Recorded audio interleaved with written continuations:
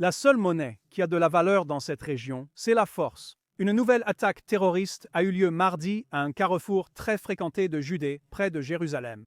Des terroristes arabes ont percuté des juifs qui attendaient à un arrêt de bus, puis les 3 terroristes sont sortis avec des couteaux et ont poignardé des civils israéliens. Un juif tué, 3 autres blessés. Les terroristes ont été tués avant de réaliser l'attaque plus sanglante qu'ils avaient prévue, car des armes et bombes ont été trouvées dans la voiture.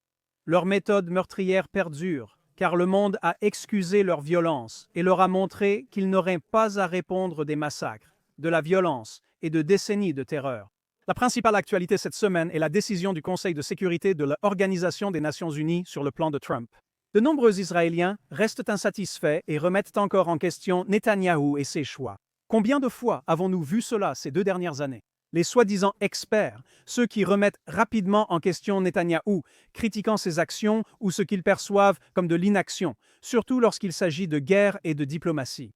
Et puis, surprise, quelque chose émerge des coulisses. Manœuvres discrètes, mouvements stratégiques, frappes brillantes ou fils diplomatiques tirés sans relâche. Malgré tout ce que nous avons observé ces 2 dernières années, avec leurs critiques, cette fois sur l'échec de Netanyahou à bloquer la résolution américaine à l'Organisation des Nations Unies qui, selon eux, pourrait mener à un État palestinien. Netanyahou exerce ce métier depuis près de 40 ans, dont plus de 20 comme Premier ministre.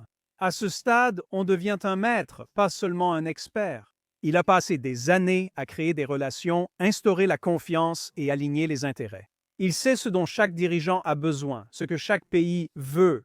Il trouve les points communs, la convergence, le compromis. Il a façonné Israël pour en faire une pièce maîtresse stratégique non seulement de la région, mais aussi sur la scène et la plateforme mondiale.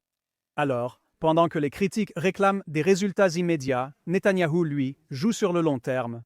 L'histoire favorise souvent ceux qui agissent.